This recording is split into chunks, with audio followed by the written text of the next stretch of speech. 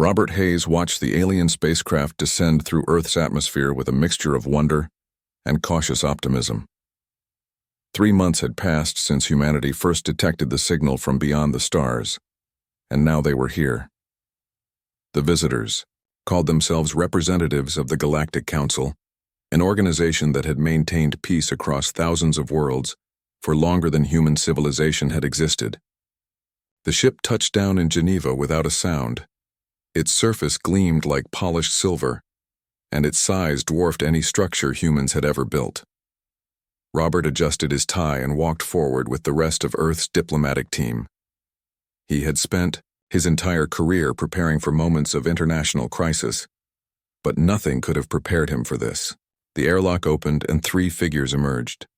The lead alien stood nearly 8 feet tall with 4 arms and skin that shimmered between blue and purple. Its eyes were large and dark, holding an expression that Robert interpreted as friendly. Through the translation device they had provided, the alien spoke in perfect English. "I am Quorith, High Ambassador of the Galactic Council. We come in peace and friendship to welcome humanity into the greater community of intelligent species." The weeks that followed felt like a dream. Quorith and his team shared stories of thousands of civilizations living together in harmony. They described a galaxy where war was ancient history, where technology had eliminated poverty and disease, where every species contributed their unique gifts to the collective good. The Council had been watching humanity for decades, waiting for them to develop faster than light travel. That achievement had been the final test, proving humans were ready to join galactic society. Robert led the negotiation teams through countless meetings. The Council offered junior membership, a standard starting position for all new species. Earth would receive access to basic galactic technology, protection from any hostile forces, and the opportunity to establish colonies on approved worlds. In return, humans would agree to follow Council guidelines, share their own scientific discoveries, and accept Council oversight during their integration period. Some government officials expressed concerns about the restrictions, but they were drowned out by public enthusiasm. People around the world celebrated in the streets. Humanity was no longer alone. The universe had opened its arms to welcome them. Rachel Berg, one of Earth's leading physicists, attended the technology sharing sessions with barely contained excitement. The Council representatives provided databases filled with scientific knowledge, new energy systems, and medical advances that could save millions of lives.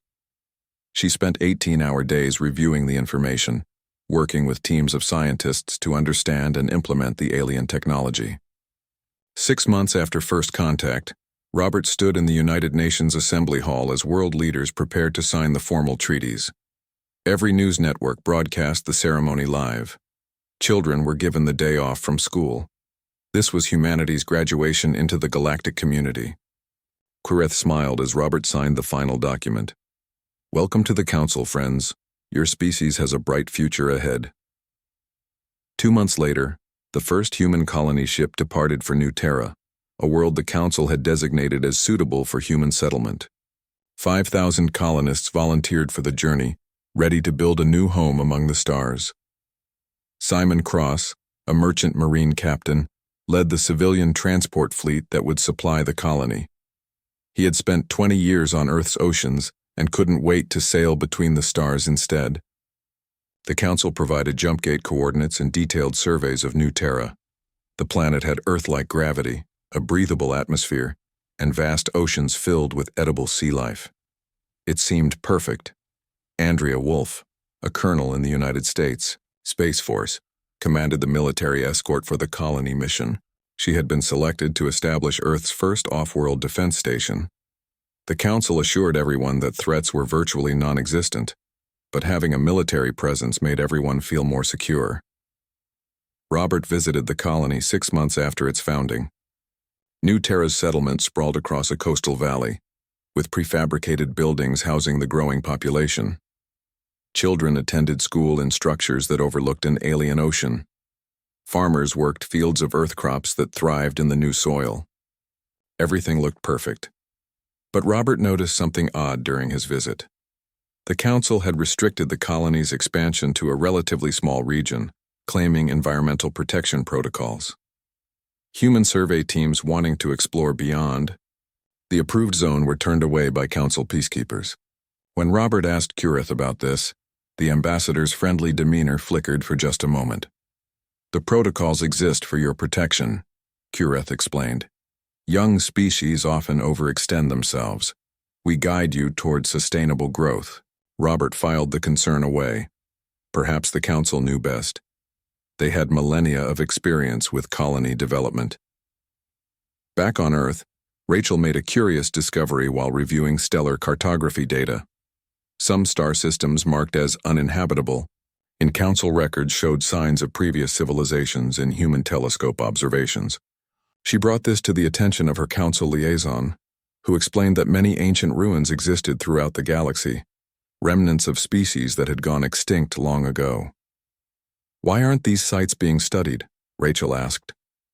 "They are restricted zones," the liaison replied. "Archaeological protocols prevent contamination of sensitive sites." The answer satisfied Rachel at the time, but something about the tone made her uneasy. Simon Cross encountered his own oddity during a supply run to New Terra. His ship's sensors detected an encrypted transmission passing through the system, using protocols far more advanced than anything the Council had shared with humanity. When he reported it, Council officials dismissed it as background noise from deep space. These small inconsistencies were easily explained away individually. The Council had governed the galaxy for thousands of years. They obviously knew what they were doing. Humanity was new to all this, inexperienced and naive about galactic affairs. Robert tried to ignore his growing unease as he attended another Council reception in Earth orbit. Humans mingled with dozens of alien species, all of them supposedly junior members working their way up through the ranks. Everyone seemed happy. Everyone seemed satisfied with their place in the great galactic order. But late that night, alone in his quarters, Robert pulled up the original treaty documents and read through them again. Buried in the technical language, he found phrases that bothered him. Terms like growth management and development oversight and technological parity maintenance. He told himself he was being paranoid. The Council had brought humanity nothing but gifts and friendship. Still, he couldn't shake the feeling that something was wrong. Rachel Berg stared at the data on her screen until her eyes burned. 3 years had passed since humanity joined the Galactic Council, and something was fundamentally wrong with the star charts they had provided.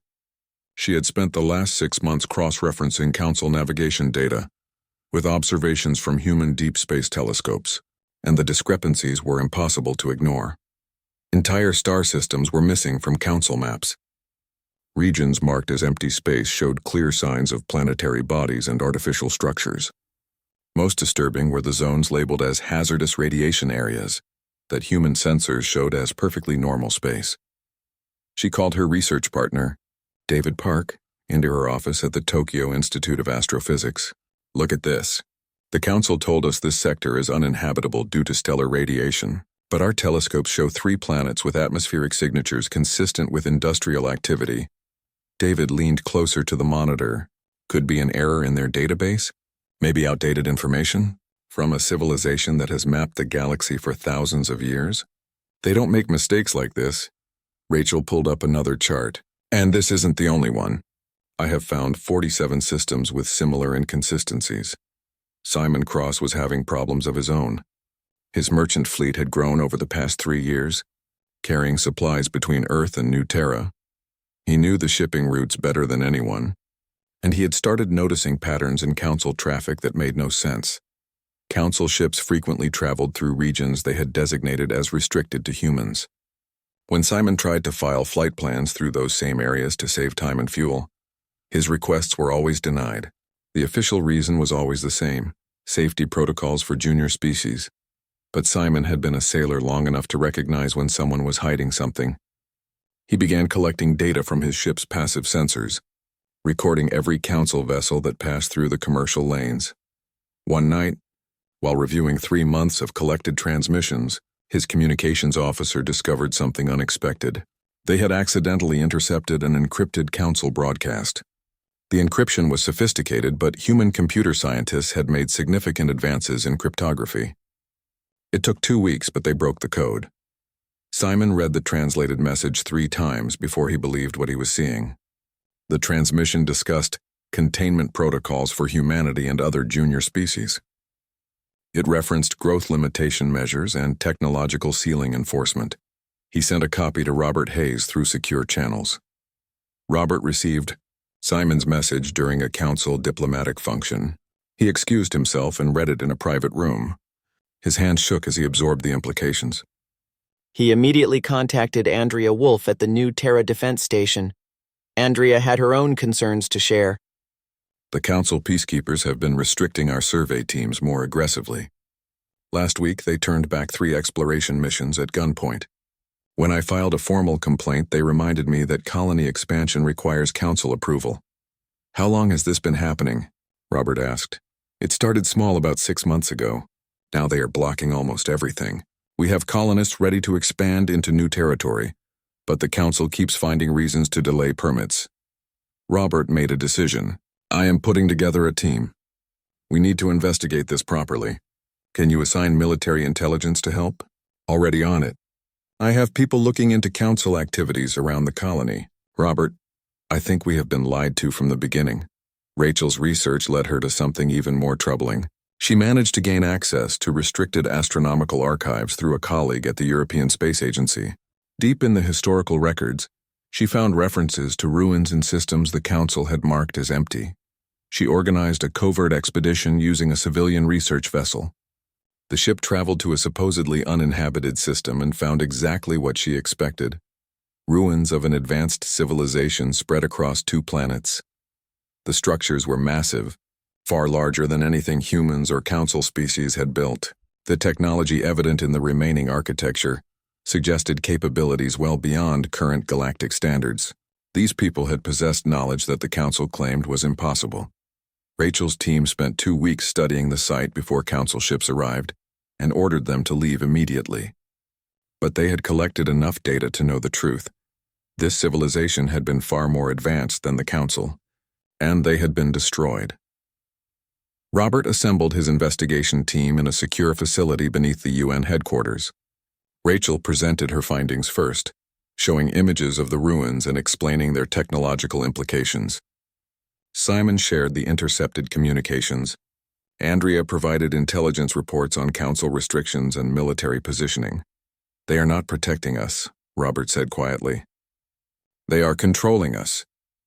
David, who had helped Rachel with the research, pulled up historical records.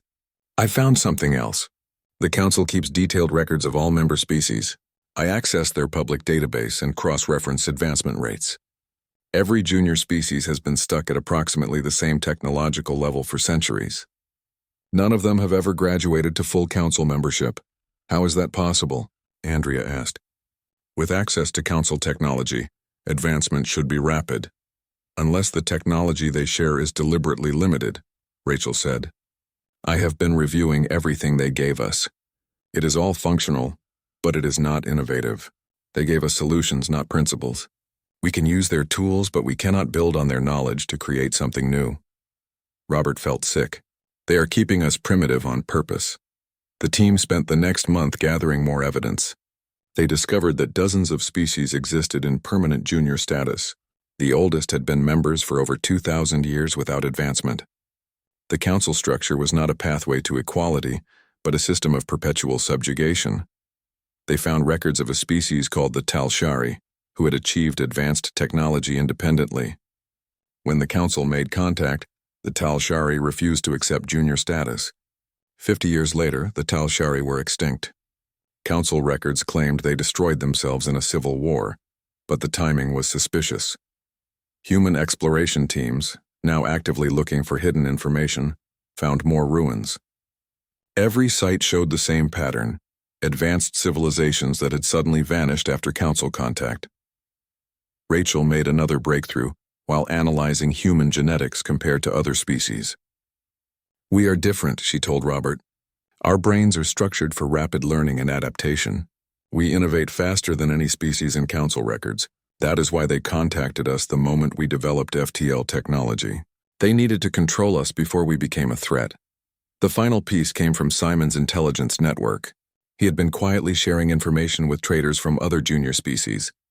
They all had similar stories: promises of advancement that never came, restrictions that increased over time, and the growing realization that they were prisoners in a gilded cage. Robert made his decision. We go public with everything. The council has maintained this lie for thousands of years. It ends now. Kurith arrived at Robert's office the next morning, his usual friendly demeanor completely absent. I understand you have been conducting unauthorized investigations. I have been discovering the truth. The truth is dangerous for species that are not ready to understand it. You will cease these activities immediately. Robert stood. We are done following your orders.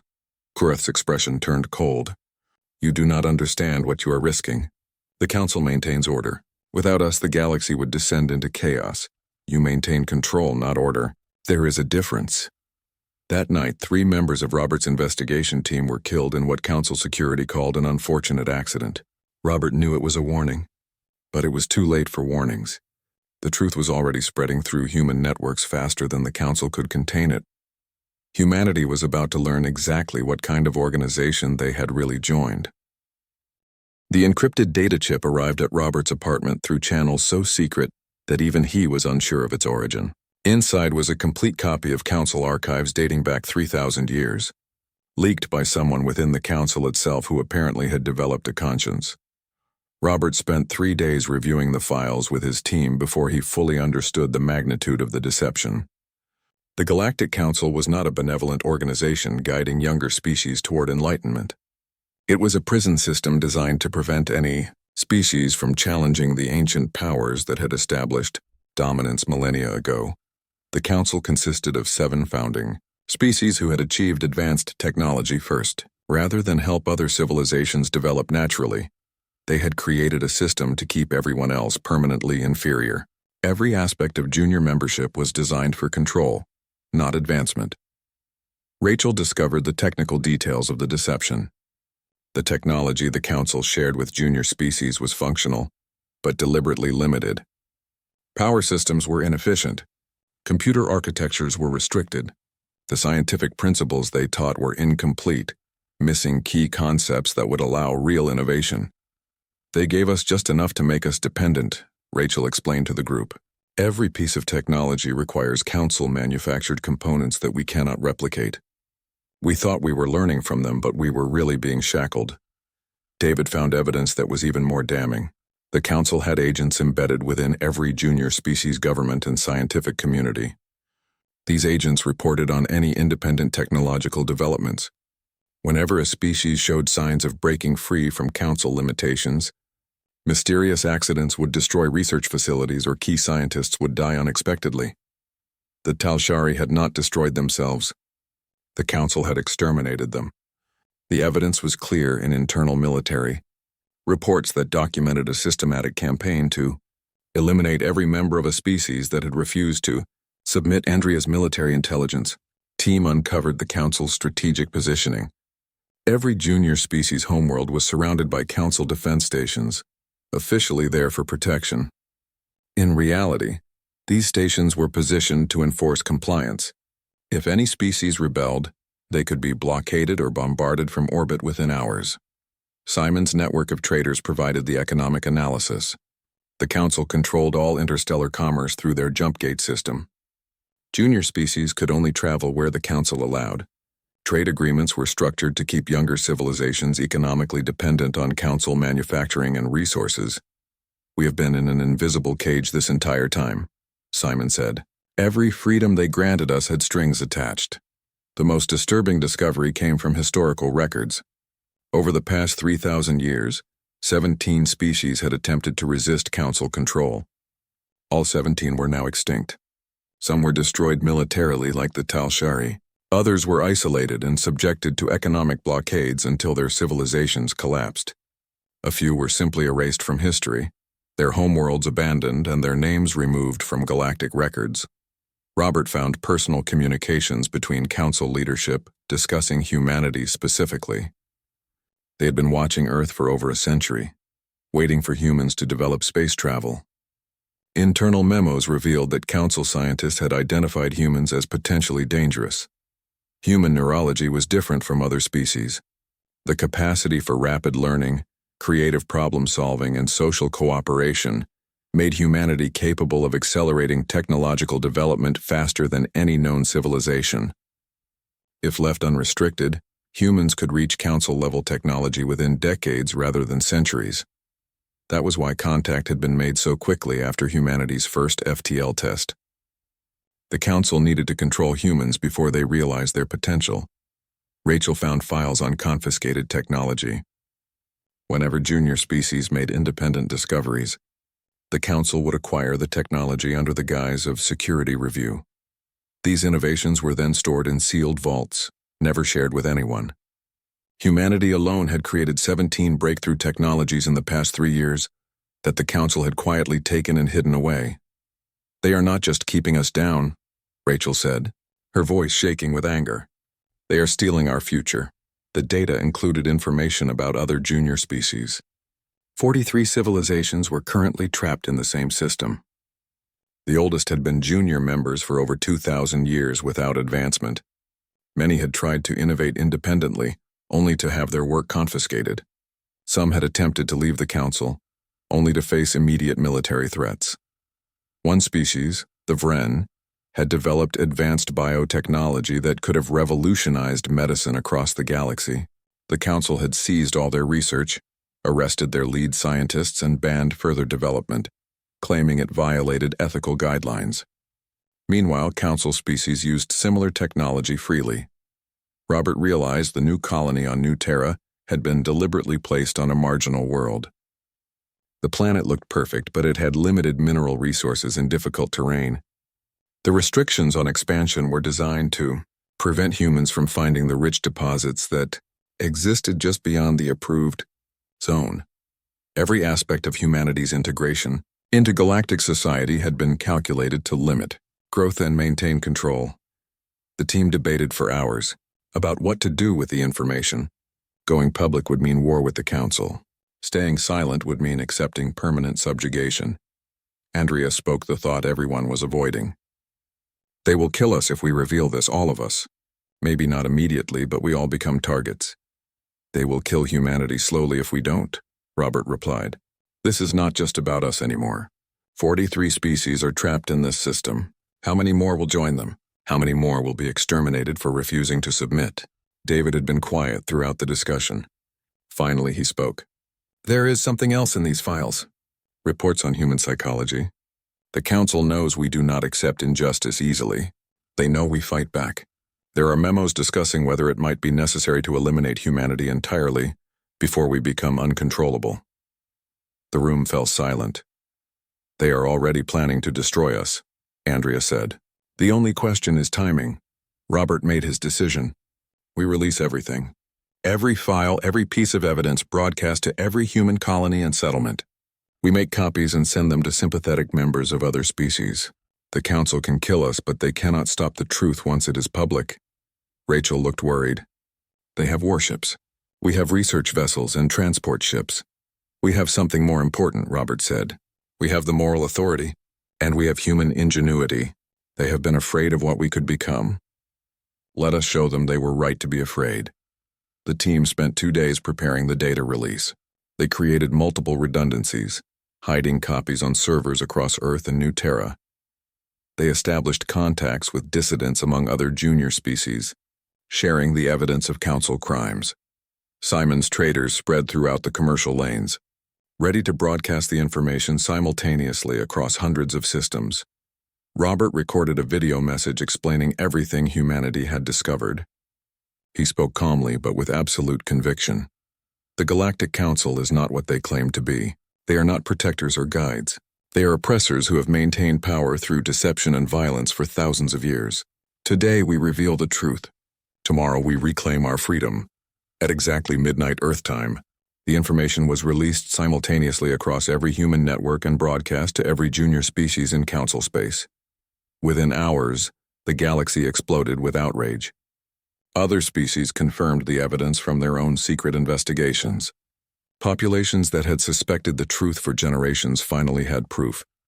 Kurith appeared on every screen on Earth, his friendly mask completely abandoned. His voice was cold and threatening. "You have made a grave mistake. The Council has maintained galactic order for 3,000 years. You cannot comprehend the chaos you have unleashed. Surrender those responsible immediately or face the consequences." Robert replied with a live broadcast. "Humanity does not surrender to tyrants. We do not accept chains no matter how comfortable you try to make them. You wanted us to join your peaceful galaxy? You should have made it actually peaceful instead of building it on lies." The declaration echoed across Earth and every human settlement. People filled the streets in every city, their anger united against the deception. The Council had kept humanity blind and weak. Now humans could see clearly, and they were done being controlled. Andrea Wolf stood in the command center beneath Earth's surface, watching tactical displays that showed Council ships moving into position throughout human space.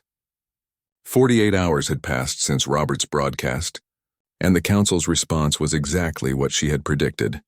Overwhelming military force designed to crush resistance before it could organize. But humanity had not been idle during the 3 years of Council membership. Andrea had spent that time preparing for exactly this scenario, though she had hoped it would never come.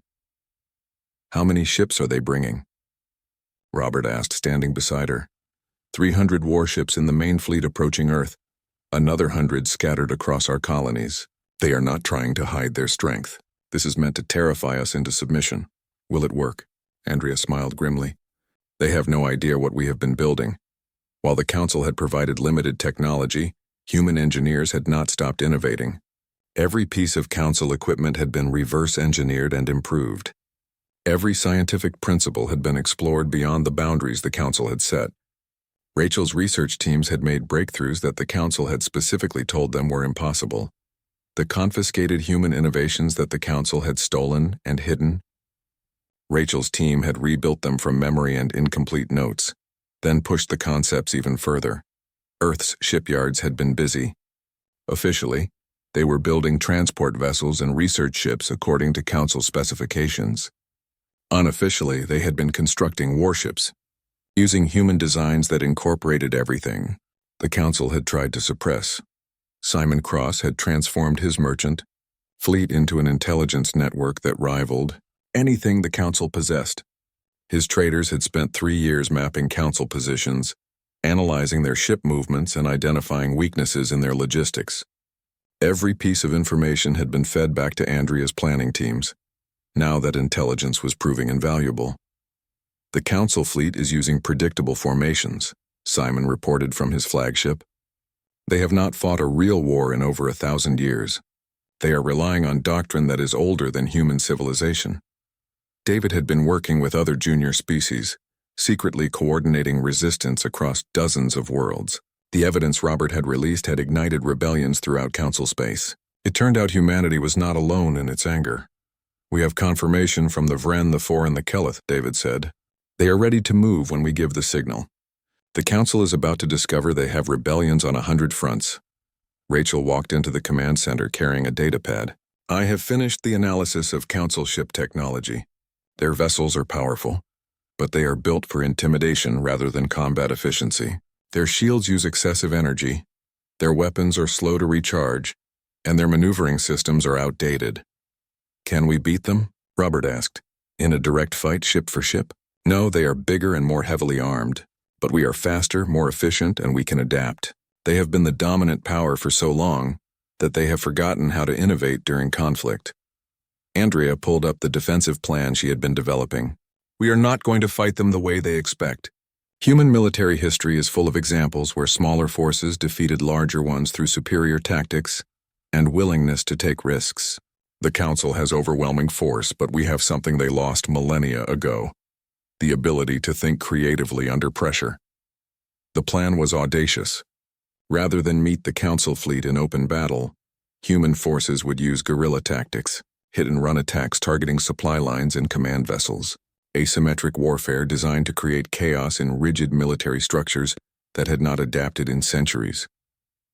Robert prepared another broadcast, this one directed at other junior species throughout the galaxy. "The Council believes their power is absolute. They believe we will surrender because we always have before. But humanity did not come this far by accepting defeat. We fought our way up from primitive survival to reaching the stars. Every obstacle made us stronger. The Council thinks they are facing another weak junior species. They are about to learn they are wrong. His words spread across the galaxy through Simon's network. Junior species who had suffered under Council control for generations began to believe that freedom might actually be possible. The Council responded with threats and ultimatums. Kreth appeared again, his rage barely controlled. You have 72 hours to surrender unconditionally. After that, Earth will be placed under military occupation. Any resistance will be met with overwhelming force. Andrea used those 72 hours to finalize preparations. Human warships hidden in asteroid fields and behind moons throughout the solar system moved into position. Every vessel was staffed by volunteers who understood they might not survive the coming battle. Rachel's science teams distributed new weapon systems to the fleet. Humanity had discovered that Council shields were vulnerable to specific energy frequencies that the Council had dismissed as impractical.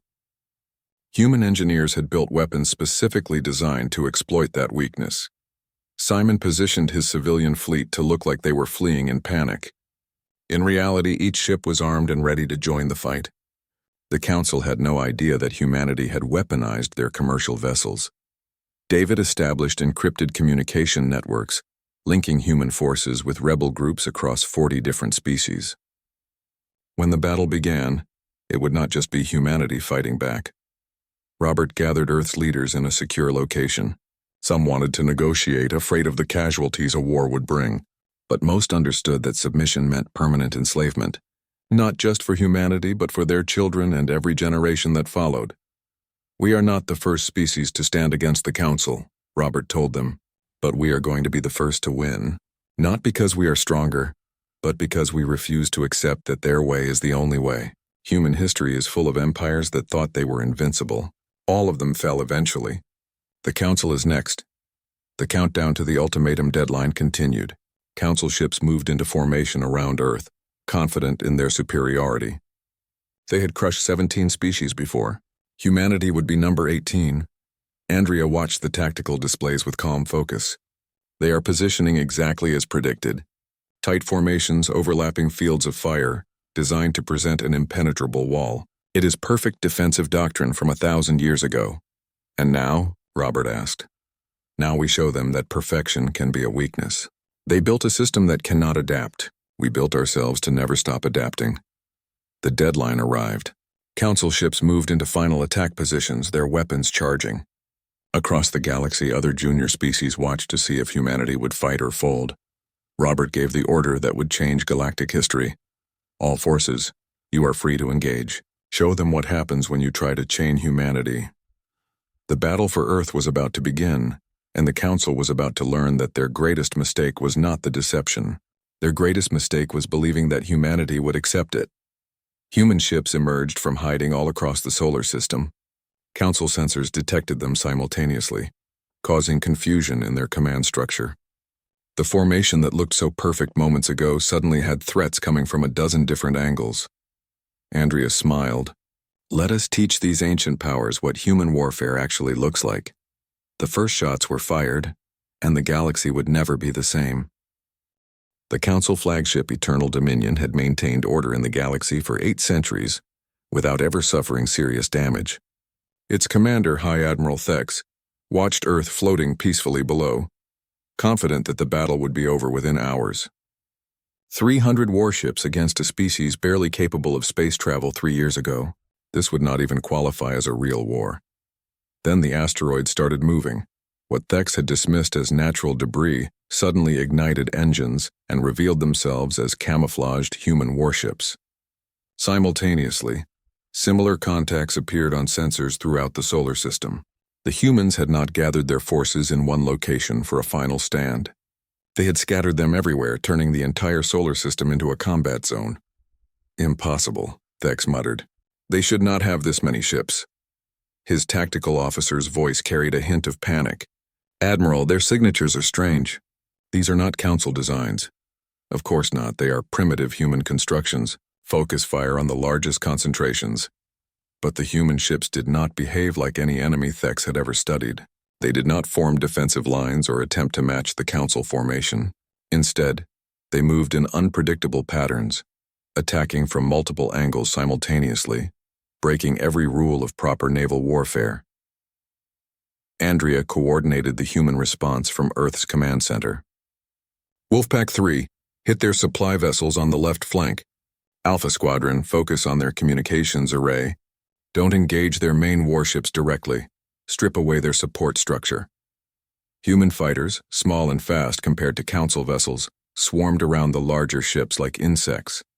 They were individually weak, but there were hundreds of them, and they moved with coordination that confused Council targeting systems.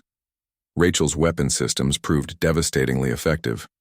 The first volley from human ships struck Council shields at precisely calibrated frequencies.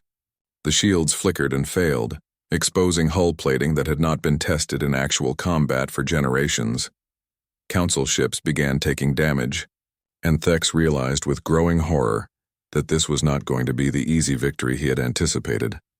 Simon's converted merchant fleet struck from unexpected vectors, their civilian identification allowing them to get closer before revealing weapons that should not exist on commercial vessels.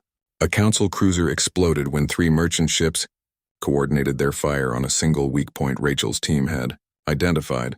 The Eternal Dominion itself became a target when 20 human ships concentrated their fire on its command tower.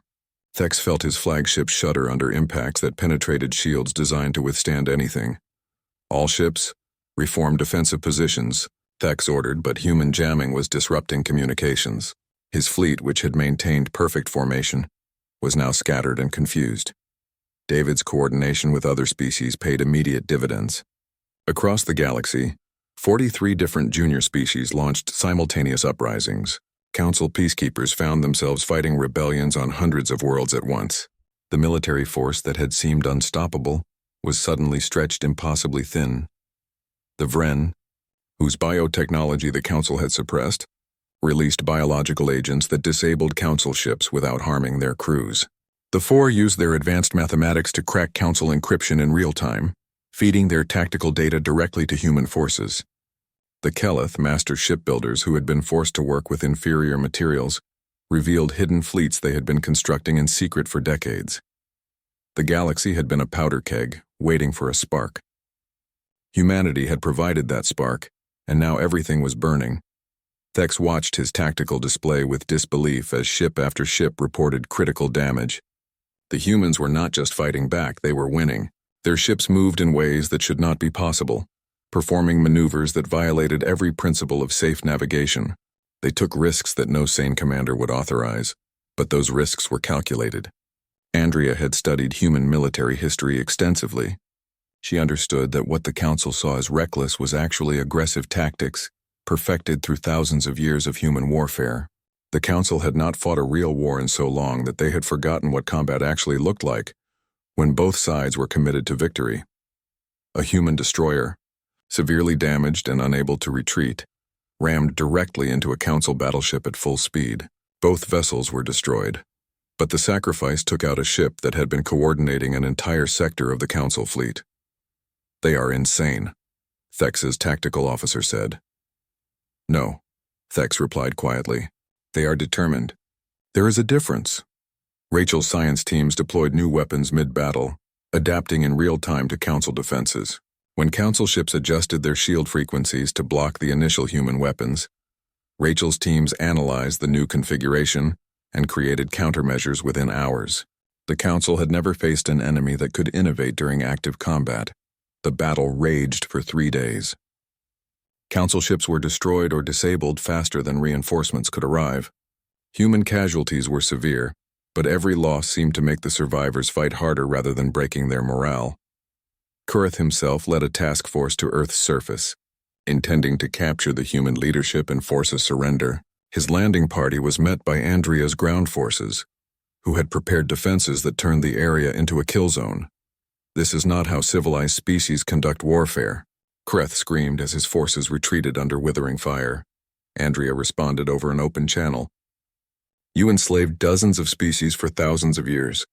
You do not get to lecture us about civilization." On the 4th day of battle, the Eternal Dominion took catastrophic damage from a coordinated strike by 30 human ships. The flagship's power core breached, and the vessel that had symbolized Council dominance for centuries broke apart in Earth orbit. Thex managed to evacuate to an escape pod, but his fleet was shattered. More than half his ships were destroyed or disabled. The rest were retreating in disorder, unable to maintain formation under constant human harassment. Simon's intelligence network reported similar outcomes across the galaxy. Council forces were losing ground on every front. Species that had been oppressed for millennia were finally fighting back, and centuries of resentment fueled their attacks. The Council leadership on their homeworld of Praxis watched their empire crumbling in real time. Species they had controlled through fear were no longer afraid. The military might that had seemed absolute was proving inadequate against determined resistance. Several Council member species, seeing which way events were moving, began making their own calculations. The Kurith species formally withdrew from the Council, declaring neutrality and offering to negotiate peace with humanity. Others followed within hours. Robert broadcast another message, this time to the entire galaxy. The Council maintained order through deception and threat of violence. But order built on lies cannot stand. We did not start this war. We simply refused to surrender our freedom. Every species deserves the right to determine its own future. Today we take that right back. His words resonated across thousands of worlds. More species joined the uprising. Council authority, which had seemed unshakable for 3,000 years, was collapsing within days. The remaining Council leadership issued desperate threats, promising terrible retribution if the rebellions did not cease immediately. But threats from a power that was clearly losing held no weight. Andrea received reports that Council military forces were abandoning their posts, unwilling to die defending a system that was already falling apart. Entire fleets were surrendering rather than face human tactics they could not counter. The battle for Earth was over. Humanity had won, but more importantly, the Council's grip on the galaxy had been broken. 6 months after the last Council warship retreated from Earth, Robert Hayes walked through the construction site of what would become the Assembly Hall of Free Worlds. The structure was being built by workers from 20 different species, each contributing their unique architectural traditions to create something that represented all of them equally. The galaxy had changed more in half a year than it had in the previous 3,000. The Council structure had collapsed completely, its member species either joining the new Free Association or withdrawing to deal with their own internal revolutions. The systems of control that had kept civilizations trapped in artificial stagnation were being dismantled piece by piece. Rachel stood on the observation deck of the New Horizons research station, a joint facility where scientists from 47 species worked together without restrictions or oversight. The breakthroughs happening daily would have taken centuries under Council suppression. Technology that had been confiscated and hidden was now shared freely, and every species was building on each other's innovations. "We have made more progress in 6 months than in the entire previous decade," Rachel said to her Vren colleague, whose biotech research was revolutionizing medicine across multiple species. "The Council told us that controlled advancement was necessary for safety. They were just afraid of what we could accomplish without their chains." David coordinated diplomatic efforts from the new assembly building on Earth. 47 species had sent representatives to participate in creating a government structure based on actual equality, rather than false hierarchy. Some debates were heated, as civilizations that had been enemies under Council manipulation learned to work together, but progress was being made. The four, whose mathematical prowess had been suppressed, developed new faster-than-light equations that made Council jump gates obsolete. Now any species could travel freely without depending on Council-controlled infrastructure. Simon's merchant fleet was already using the new drives, establishing trade routes that benefited everyone involved, rather than funneling profit to Council members. Andrea oversaw the transformation of military forces throughout the former Council space. The defense stations that had been used to threaten junior species were being converted into actual protection networks, staffed by personnel from multiple civilizations working together. The goal was no longer control but genuine security. "Trust is harder to build than weapons," Andrea told Robert during one of his visits to the Military Coordination Center. These species were deliberately kept isolated from each other for generations. "Teaching them to cooperate takes time, but it is happening," Robert observed, watching as human officers worked alongside Vren, 4, and Keleth personnel on joint training exercises. The former council species faced difficult choices. Some had genuinely believed they were maintaining necessary order and were horrified to learn the truth about their government's actions. These worlds were welcomed into the new assembly after acknowledging past crimes and committing to equality. Others remained defiant, retreating behind their borders and refusing contact. The Kureth species, whose representative had threatened humanity so many times, underwent a complete political revolution. Kureth himself was arrested by his own people and put on trial for his role in enforcing council oppression. His successor came to Earth personally to apologize and offer reparations. "We were told we were superior," the new Kureth ambassador said during her speech to the assembly. "We were taught that control over other species was our right. We were wrong. The council did not just enslave junior species, it corrupted us as well." Rachel's research teams made a significant discovery while exploring the ruins of ancient civilizations. The species that had been destroyed for resisting the council had left behind detailed records. These civilizations had achieved remarkable advances in science, art, and philosophy before the council eliminated them. 17 species with unique perspectives and knowledge, all erased because they refused to submit, Rachel said during a presentation to the assembly. "We can never bring them back. But we can learn from what they left behind and make sure their loss means something." Simon's economic networks proved that free trade benefited everyone more than controlled systems. Species that had been kept artificially poor under council resource allocation were now thriving. Innovation flourished when inventors could profit from their work, rather than having it confiscated. Competition between civilizations drove advancement instead of stagnation. The new Terra colony, no longer restricted to its small initial zone, expanded rapidly. Colonists discovered the rich mineral deposits that the council had known about, but deliberately kept hidden. The colony became a thriving hub where multiple species lived and worked together, proving that cooperation was possible without forced oversight. David helped establish the Truth and Reconciliation Commission, where species could share their experiences under council rule and work toward healing. Some stories were difficult to hear. Species that had been manipulated into wars with each other, civilizations that had stagnated for centuries, their people never knowing that advancement was possible, individuals who had disappeared after questioning council authority. "We cannot undo the past," David told the commission, "but we can make sure it never happens again." The council ruled through secrecy and lies. "We will build our future on transparency and truth." Robert addressed the first official session of the Assembly of Free World 6 months and 3 days after the battle for Earth. Representatives from dozens of species filled the hall, each one present by choice rather than coercion. 3,000 years ago, a group of species decided they had the right to control everyone else's future. Robert began. They built a system that looked like cooperation, but was really domination. They maintained it through deception, suppression of technology, and violence against anyone who resisted. They believed this system was permanent. He paused, looking around the chamber at the diverse faces watching him. They were wrong. No system of oppression lasts forever. Because sapient beings naturally desire freedom, the council fell not because humanity was special, but because we refused to accept that submission was inevitable. We were not the first to resist, but we were the first to succeed because we were not alone. Every species in this chamber contributed to that victory. The assembly voted unanimously to adopt the founding principles David's team had drafted. No species would have authority over another. Technology and knowledge would be shared freely. Disputes would be resolved through dialogue and arbitration, not force. Any species could leave the association at any time without penalty. Most revolutionary was the clause that required unanimous consent for any action that affected all species. The assembly could not become another council because it had no mechanism for a majority to impose its will on a minority. Rachel gave the closing speech at the science conference that followed the assembly session. Researchers from every species presented innovations that would have been impossible under council restrictions.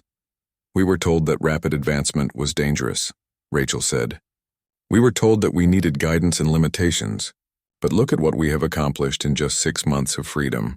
Medical treatments that save lives across multiple species, energy systems that will end resource scarcity, new materials that make space travel safer and more efficient. This is what happens when intelligent beings are allowed to reach their full potential."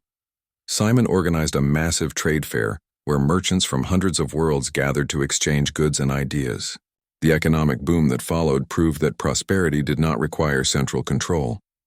When species were free to innovate and trade based on their own interests, everyone benefited. Andrea stood down from military command, satisfied that the defense forces were now truly defensive rather than tools of oppression. She joined Robert's diplomatic team, applying her strategic thinking to building relationships between former enemies. The galaxy was not perfect. Old hatreds took time to heal. Some species struggled with sudden freedom after centuries of being told what to do. Criminal organizations tried to exploit the power vacuum left by the Council's collapse. But these were the problems of a free society learning to govern itself, not the systematic oppression of an authoritarian regime. Robert stood at the window of his office in the assembly hall, watching ships from dozens of different civilizations coming and going. 6 months ago, the galaxy had been a prison. Today, it was full of possibility. David joined him at the window. Some council holdouts are saying we have created chaos, that freedom is just another word for disorder. Let them say it, Robert replied. I would rather have chaotic freedom than orderly slavery. The galaxy is noisy now, full of arguments and disagreements and competition, but all of that is the sound of civilizations finally being allowed to be themselves. Rachel's final report to the assembly summarized the technological progress made since liberation. The list was staggering. More breakthroughs in 6 months than in 6 centuries under council rule. And the pace was accelerating as species learned from each other and built on shared knowledge. The assembly voted to establish research stations throughout the galaxy, open to any scientist from any species who wanted to contribute. Knowledge would never again be hoarded by the powerful few. Simon's Merchant Guild created standards for fair trade that protected small traders while allowing for open competition. The goal was opportunity for all, not guaranteed outcomes for the privileged. On Earth, children studied the history of the Council's fall as a reminder that freedom requires vigilance. They learned how easily people could be deceived by promises of security and protection. They learned that questioning authority was not just acceptable but necessary. The galaxy would face new challenges. Freedom brought responsibility that some might struggle with. But the beings of the Assembly of Free Worlds faced those challenges together, as equals working toward shared goals rather than subjects serving distant masters. Robert gave one final interview before stepping down as Earth's representative to focus on writing the complete history of humanity's first contact and the subsequent liberation. What do you want people to remember about this time? The journalist asked. Robert thought for a moment. I want them to remember that change is possible. Systems that seem eternal can fall. Lies that have been believed for generations can be exposed.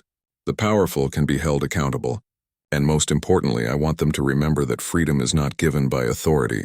It is taken by people who refuse to accept anything less. The galaxy had a long journey ahead, but it was finally free to choose its own path.